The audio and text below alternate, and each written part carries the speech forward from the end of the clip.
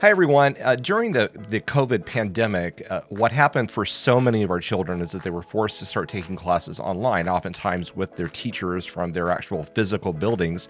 But nonetheless, they went online. And one of the interesting things that happened after that is that many students started to remain online and to actually complete their entire K-12 experience, possibly through online classes and with online schools. That's a trend that's not going to go away. And we're going to learn more about a school that is an online school for students in today's episode of Teaching Matters. Welcome to Teaching Matters, a podcast exploring all things teaching and learning. Teaching Matters is produced by NPR affiliate WOUB Public Media in Athens, Ohio.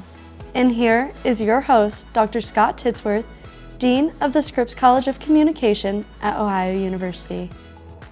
Thank you so much, Trinity, for doing that introduction. Joining me today is Brittanie Bates. She's the Senior Vice President and Principal of the U.S. Diploma at Crimson Global Academy. Crimson Global is an internationally accredited online private school serving over 1,500 students from more than 60 countries. Before joining Crimson Global Academy, Brittany served as a principal, intervention coordinator, and a teacher in the state of Oregon. Brittany, it's nice to meet you. Thank you for giving me your time today. Lovely to meet you. Wow, that title when it comes out sounds just as big as it feels. I was trying to sort of decipher exactly all the responsibilities that would go into that, and I don't envy you. It certainly sounds like you have a lot on your plate, but I'm sure it's a lot of fun too. Oh, absolutely. This school is a passion project of mine, and I love every moment of it. So let's start by learning about you. As I mentioned when I did the introduction of you, you started out being a teacher in a physical classroom. My recollection is that you were teaching younger grade levels, but you can clarify that. Can you kind of talk about what your experience in teaching was, and what was it that led you to want to be a part of an online school? Yes, absolutely. So I came to teaching in a roundabout sort of way, had a different career path in mind, and had an incredible mentor look at me and say, "You ever thought about being a teacher?" And as I discussed it with friends and just continued to mull it about, everybody looked at me and said, "Yes, you've always been a teacher. You just didn't realize it." And I have a younger brother who's about 18 years younger than myself, and we met, and I went and met with his teacher. He was going to actually my childhood school and started volunteering in the classroom and then pursued a teaching degree and credential and started in a kindergarten room and worked my way up into second, third, fourth, fifth, sixth grade and couldn't find a grade level I didn't enjoy teaching. Then also worked at junior high, loved junior high school, loved those teachers as well. And as I progressed through teaching in person, my husband and I decided to start a family. And when we made that decision, I had to come to a realization of where did I want to spend my time, either in the classroom or with my young daughter. And at that time, I decided I wanted to try to stay home for a year. And luckily in my state, you can take a year off of a classroom and you can make those decisions. Shortly thereafter, I had my second daughter as well. And so I looked at my spouse and said, I cannot drive 90 minutes and perform in the classroom the way I wanted to. So I started looking into online education. And when I did that, I went through a real struggle of, is this real school? What is teaching online? And this is back in 2013. And so this is preceding COVID. And I had worked so hard to work in public education, and I love public education, and we need quality public schools. And so I really struggled with what it meant to leave that space. But I did it, and I met my first students, and it was a smaller online school. And I discovered that when you don't know that you can't do something online, you can. And so I inherently brought all of that teaching practice to the virtual space. And from there, as I worked in that space, I was always on the phone with the curriculum director. I was always on the phone with the executive director saying, what if we did it this way? Or I was teaching this lesson and we should really be talking to teachers about how we bring this into our practice. And I worked through that school where they continued to promote me, and took that school from about 70 students to about 625 students, just guiding teachers, guiding students, writing curriculum, rose to be their executive director of education. And then COVID happened. And I started looking into, how do I consult? How do I help other schools do this? How do we make this look better? And after about a year of consulting and working with other in-person school districts, and that's when I found CGA, and they wanted to start this program, and the rest, they say, is history. As you think back about, first of all, thank you for sharing your story. I think that, as I think about my teacher friends, there are so many of them that have went through experiences like yours where they're really trying to figure out how do you balance work, life, family when you're a teacher. And in southern Ohio where I live, they don't have the same commute that you described you having, but still a 20-minute commute is a 20-minute commute. And I think that's a struggle. And I think that what you were describing as sort of the cognitive processing you went through about leaving the school that you felt very passionate about and going to a different type of school, I see them struggling with that right now. And I think that it's an important struggle. And I think some of my friends and even maybe family members might end up teaching online as a result of that. At the same time, worrying about those kids that are in their classroom that, they're providing maybe what could be the most substantive meal that they'll have, before they get lunch period, right? And, all those things, all those feelings. So thank you for sharing that story and bringing it up. As you think back about when you were a teacher in a physical classroom and then made the transition to online, and you've been doing it for a long time, what do you think are the skills that stay with you and are sticky when you transition into online teaching that would have been there even if you were in a physical classroom? And what do you think are the skills that you had to sort of develop because you made that switch? Right. So really, it's that human element, that community element. Educators, I'm sure you have educators that listen to this. Educators as a whole tend to be caretakers, tend to be people problem solvers, right? We get a student in our space, whether that be virtual or physical, and we want to reach them. We want to demystify content. We want to help them learn that learning objective. And that transfers no matter what space you're teaching in. So that's a sticky skill. The paradigm shift of going online was I'm used to physically moving around my space. I'm used to leaning over a piece of paper and using a highlighter and showing the student in this very physical closeness. And how do I replicate that online? And so that was where when I started working online, I realized I can do this online. But that was where the moment when I looked at, but how am I going to? I know I can give a running record online for my elementary teaching friends. I know that I can help a student build a model online. I know that I can teach the scientific process online. But I just need to figure out, how do I make it feel more comfortable for me as the teacher? A lot of times the students don't know that it's uncomfortable. It's me as the educator, because I was trained a certain way, that come to the work and go, but this isn't how it's supposed to work or feel. And so that was where the real key paradigm shift took place. Yeah, interesting. I'm sure that you've had a lot of different types of experiences since you've been teaching online for such a pretty long period of time. But teaching online can mean so many different things. It can be synchronous, it can be asynchronous, it can be group, it can be individual. Can you sort of describe what the typical, if there is one, type of online classroom that you've been in looks like and how it works? Yes. Oh, typical. That's tricky. That's a hard word, right? Yes. So as you mentioned, I've taught in a variety of online classrooms. I have taught asynchronously that has a synchronous component. Wow, that's a mouthful. Where students essentially are off doing their key content work and then coming back to you, teacher, for intervention or maybe a drop-in homeroom type setting where they're just building community. At CGA, we offer 3 learning modes, which is where typical gets really uncomfortable sounding, because there's not a typical way for a student to learn. Essentially, we offer small group live instruction where students have a schedule and they say have chemistry every Monday at 2.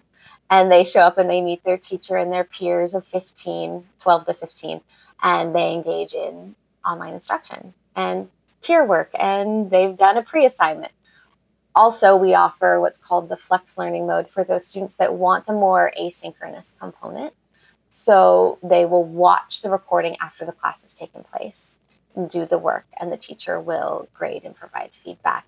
We do that with some scaffolding at CGA because I have found that asynchronous school works for some, right? There's a model that works for everybody. But what I've always struggled with asynchronous is the fact that parents always want that accountability piece. It helps keep that motivation going for many students. And so we offer that accountability. They have to complete all work by. Students have to be engaging with the course every week. So that then that way it doesn't build up, right? Not that students can't catch up, but when we learn under duress, we really aren't making those long time learnings. We aren't ensuring that that is staying in our long-term memory where, it's like cramming for a test and doing really well, but then you forget everything that was on that test. So that's our way of trying to combat that. In addition to that, we have one-to-one learning. So students book in with a teacher. We encourage them to ensure it's a regularly occurring schedule because sometimes a week can go by and a student's forgot to book that math class that they needed. So they book in with a one-to-one teacher, and that teacher helps move them through the content at a responsive pace. So if the student has come to us and they say, and family, and we partner with parents. So parents partner with the teacher and say, we've really been struggling in the math. And then the teacher will do, those pre-assessments and slow down work and move at that pace. Or if a parent comes and says, and again, the student's always included in this conversation. The student says, I know all of this. The teacher does some check for understanding, some pre-assessment to ensure that we're moving at a pace that ensures that the student stays engaged with the work, but that we're still meeting all learning objectives. We don't want to have a student go through a course and not get what they need from it. So with CGA, when a student is enrolled in a course, let's just stay with chemistry since you brought that up. Is it like a traditional school where they would have a consistent set of peers? Or because of the scope, the size, so many different countries that are represented by your student population, would that change, depending on the day of the week or something like that? So our students are timetabled into a class. And so that chemistry class would always have those same approximately 12 to 15 students. There is some movement. So if a student at term break is changing countries and needs to go to a later class, then that student may pop into a later class. And then so another student might join. That being said, generally, every time you show up to class, it's those same group of students in your chemistry class. That's really interesting. Just the whole challenge of scheduling is enough of a challenge, and then to introduce time zones into it, I'm sure is sort of a gymnastics exercise for you and your staff. So. Yeah, so our staff is completely global. We are a fully global school, so I have staff also across those. And we're actually 72 countries. That number changes. So whenever I have an intro, it's always one of those, like, where are we at right now?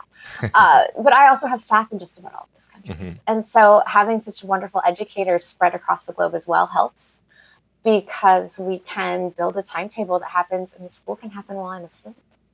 And that's incredible. Switching gears a little bit, and we'll come back and talk more about Crimson Global in a moment, but in the intro to the podcast, I pointed out that, my observation about online schools really happened during and post-COVID. And, we have several family friends that their children were going to public school before COVID happened. COVID happened, they started doing online, and they just stayed online. So, that's personal experience. You were actually teaching online well before COVID, as you pointed out. What do you think are some of the trends that have led online schools to grow in popularity? I mean, COVID was a part of it, but it was not the singular factor, right? There were other things. What do you think some of those trends are? Flexibility. I think we as a society looked and said, if I can support my kid at home or on the move, I can provide them more experiences and more doors open if they have a more flexible schooling model. I think that is our key driver. I think also our students, woke up and said, I have choice in education. Mm-hmm. There's another way to do this that works better for me. Are our students always the best way of us? Are they always the best at assessing what works best for them? I think that needs to be an ongoing Mm-hmm. conversation with our students, right? Yeah. School leaders need to have those conversations. Parents need to have those conversations. But as long as we're always engaging in those conversations, I think our students can help identify what works best for them. Yeah, the flexibility issue is real. Some of our very close family friends that made the decision to keep their kids online after COVID, they're swirling now. And so, they reach a certain stage, and especially the high school years, and they decide they want to go back to the physical school and be around their friends and blah, blah, blah. I think that's really interesting. Coming back more directly to CG, one of the things that fascinated me, and you'll have to unpack it because I'm really getting this information off of the website, which is very good, is there's clearly an intentionality about community building that is present in what it is that you all are doing. So I noticed that in the discussions about the hallways, that has been a part of what you've been passionate about. But you also have student organizations like a debate team. And so how do you accomplish that given that your students are online? They're not physically co-located, and in fact, they might be very diverse in terms of where they're coming from. How do you create community in an online school? It's almost exactly how you do it in a physical space. Hmm. You just, again, it's that paradigm shift. So students want community. Students want to connect, unless they don't. There's always a kid in your hallway who's not as interested in community, but they've joined a school and they want community. The virtual hallway work is work I've been doing for quite a while, and it's a phrase I've been using since I started teaching online, about when I was training teachers about this is how you're going to walk our virtual hallways. So think about this at CGA. I walk in, I'm going to log into my virtual classroom. My students are also walking in, they're just using their fingers to do so. Mm-hmm. And we'll engage in class. We still do small group work. We still do peer discussions. We do, for my younger grades, we still do think, pair, and share. And that turn and talk moment happens in a breakout room. As a teacher, I can see what's happening in every room, so I still get to monitor. In addition to just classroom space, we have platforms where students interact. We have Teams. We've partnered with School Space. Teams is excellent. So as a principal, I have to be a bit more intentional about when I walk those hallways. So I actually block my calendar so that meetings don't overlap or the craziness of the day. Because when you're in a physical space and I walk my virtual hallways, the craziness comes to me, right? So as I walk down and I say hello to Mrs. Smith in the hallway, she's going to flag me down and say, oh, this is going on, or I meant to grab you at bus line. And those moments happen a little bit more organically. But if you make yourself present in this space, those organic moments still happen. So I intentionally scroll our team's virtual hallways and see what students are saying, drop a comment, see what somebody's up to, make sure to, I have students who are highly competitive. I have students who are incredibly creative. So being in touch and seeing those moments. In addition to that, I have an open link, so any staff member anytime can just drop into my office. I have times where I'm just answering email and they can just pop in, just similar to if you were in a school sitting in your own office. Or I'm a huge fan of the new cart model that principals are doing, where they are on their carts and then they're just very present in the school. So I try to replicate that in physical space.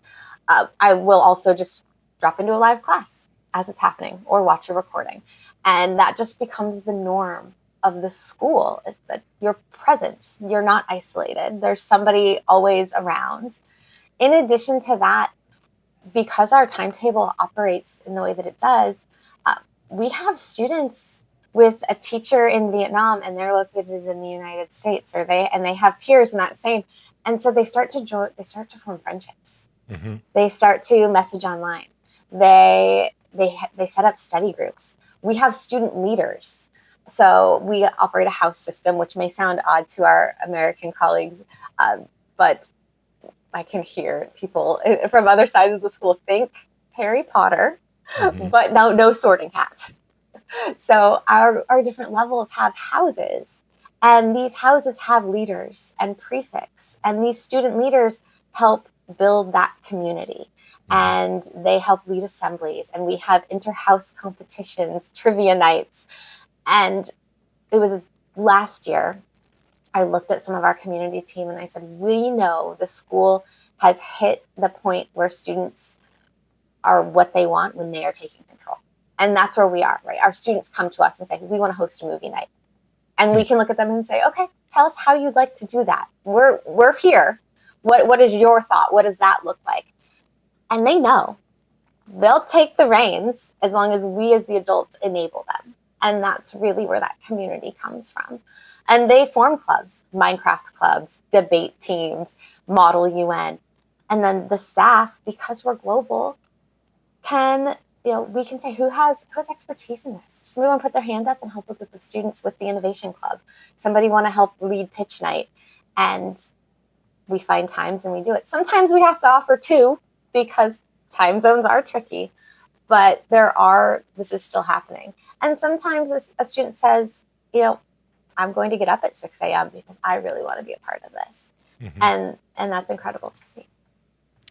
When your students are interacting together, during class, I can totally, I've taught online as well, and I can see how they form relationships.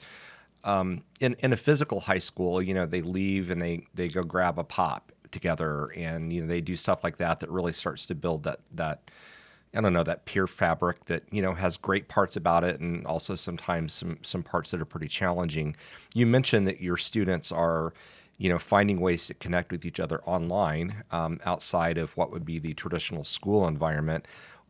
How do you how do you see the social relationship parts of that as similar and also dissimilar from a physical school?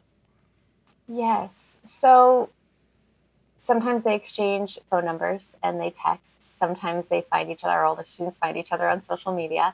A lot of times they just one-to-one chat on Teams. Where it's similar is my daughter attends CGA. This is her first year, and it's been an eye-opening experience, to say the least. And generally all positive. She'll just have a friend up on FaceTime, and they'll be doing homework together. Or I'll walk into a room and she's like, oh, I'm just showing, Susie the living room. She's going to walk me around her house next.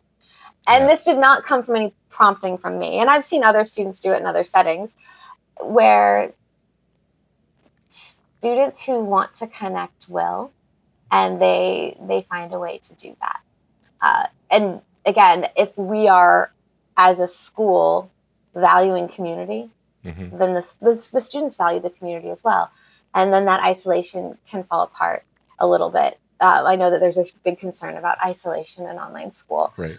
And in my experience, a lot of students who are interested in online school, and an online school such as this one, where they have that opportunity to have peers, they're working to make friendships. And we also have our student leaders came to us and said, our first year at CGA, we had a lot of fun, but we wished we would have made more friends. And so we want to do a mentor program for the younger students.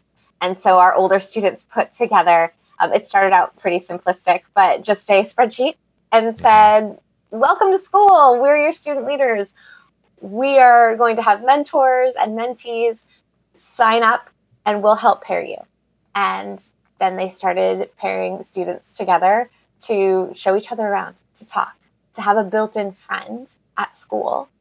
And that also, I find, help. And our staff is great at it too, just helping ensure that students establish those friendships a little bit, giving them time to talk and connect and share about themselves. Speaking, sort of having you put a different hat on to the extent that you feel comfortable, as a parent, with your daughter attending now, are there things that you're trying to be intentional about in terms of when she's not going to school and you're in your community, getting her out with other, kids her age and that sort of thing? Like, do you have to think about those sorts of things when you're a parent of an online student? I think it definitely comes into my mind. I have not had to be as intentional as I thought I would have to be. My daughter is incredibly driven individual. And she will not do something just because I said that it's a good idea. She's on board for suggestions, and I appreciate that about her. So I did share with her that if she was going to go online, it was important to me that she do, maintain friendships, and that may take more work. And so we had that candid conversation, right? And that's part of those conversations we have with students when they're trying to choose a learning model that works for them. And so I had to put on my parent/school leader hat and have that conversation with her. And she hasn't needed to have any additional work in that area. She drives that herself. She makes friends. She rides horses, and so she goes and works at the local barn where a number of students go online. I didn't know that when I was getting her started in this. And so she was like, oh, this works perfectly. She's like, everybody's done with school at 1 on Mondays, so I will be at the barn until dinner. Okay, so as long as somebody can get her there. But again, it's really no different than if she were in physical school and I had to find a way to get her to an activity at 4 instead of 1. So it seems to have found itself in the trade-off. I will say, I think family feels more concerned about those things. And because I've watched online school work for so many students, I went into it with a little bit more trust. And I was hopeful that everything I had seen work for other students would work for her since she wanted to try this. And I'm grateful that it has. One of the things that I enjoyed learning about on the website, but would love to hear a little bit more about, is you do meetups with your students, so physical in-person meetups. And the fact that you're an international school just makes that even more intriguing. Can you talk about some of your experiences, maybe picking one of those out that really stands out as being fun or exciting, or, what happens during those meetups when they all of a sudden go from seeing each other on screen to being in person, Yeah, I think if we were to listen back to this, there's going to be this theme of adults get out of the way.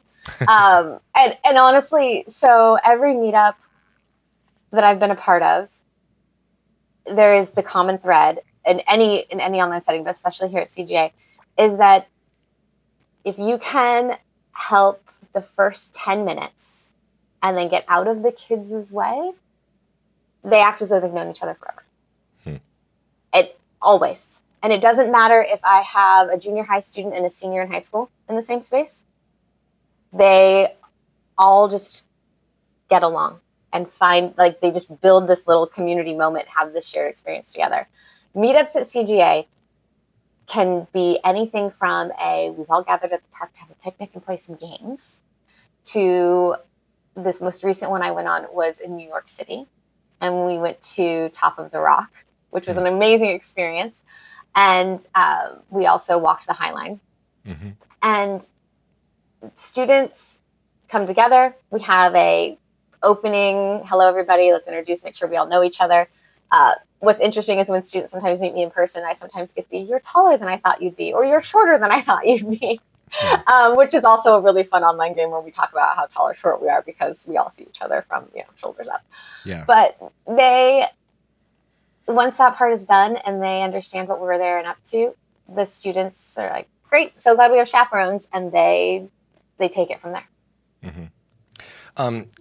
I guess my last question, acting as the principal of the school, when you're thinking about, bringing staff on, are there certain things that you look for a staff member to know that they're going to be successful? And are there also things that when you're onboarding new faculty, new teachers, that you have to pay, very strict attention to make sure that they're able to be set up for success?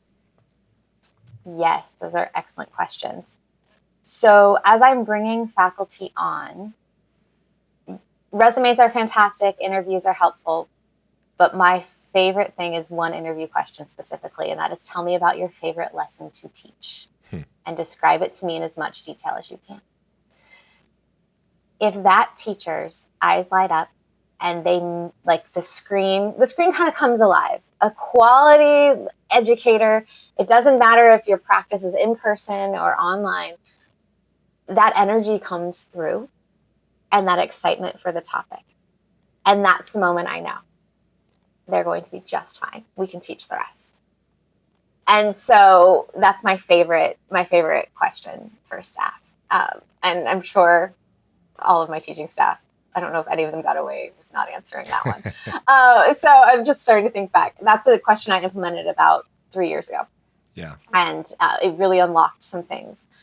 As far as training and helping ensure that they come along, it's getting rid of the isolation feeling. It's ensuring that staff know that they also have a community. We do that through news. We do what's called the weekly update. It's a newsletter, runs all year long. We put the most recent week at the top. We have all staff briefings once a month where all staff can come together. Again, time zones. So sometimes there is going to be a staff member who has to watch the recording, or we move it around as needed. We also have departments. So teachers can meet by department, and those department heads are incredible. And they often hold an AM and a PM session, just again for time zones. But really ensuring that our teachers know that they have each other and that they have leadership behind them. I love working online for a variety of reasons. And I am on this mission to help ensure that online education can be one of the best options out there. I often say I'm trying to get rid of the head tilt that comes with education, like they go online, because online is here and it can be fantastic. So I want to bring our teachers along with that. So another piece we do is we spend a lot of time reflecting on our teaching practice.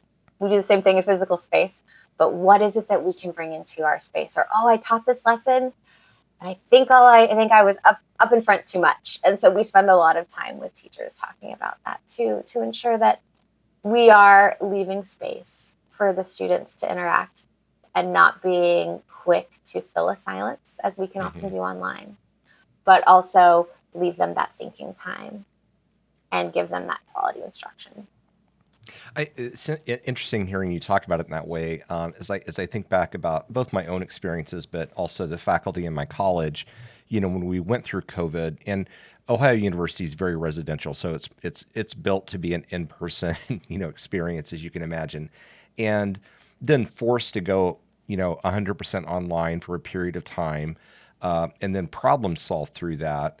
I think that it definitely had the effect for all of my faculty of making us be more reflective on what we do with our students. And that can take a lot of different forms, but the way I would describe it, and this is more from my own personal experience, when you're really good as a classroom teacher, you can default back to stuff and know it's going to work, right? And that, you have certain things that you like to do in class that you can always pull it off. And so if you're having one of those days where it's just not clicking, you always have something to revert back to.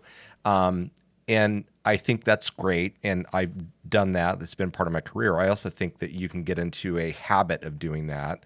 And you can't necessarily be like that in the same way when you're teaching in an online class. Like, you have to be a lot more methodical about understanding that if a lesson isn't working in the online environment, you can't just pivot back to, something that you feel really comfortable with necessarily.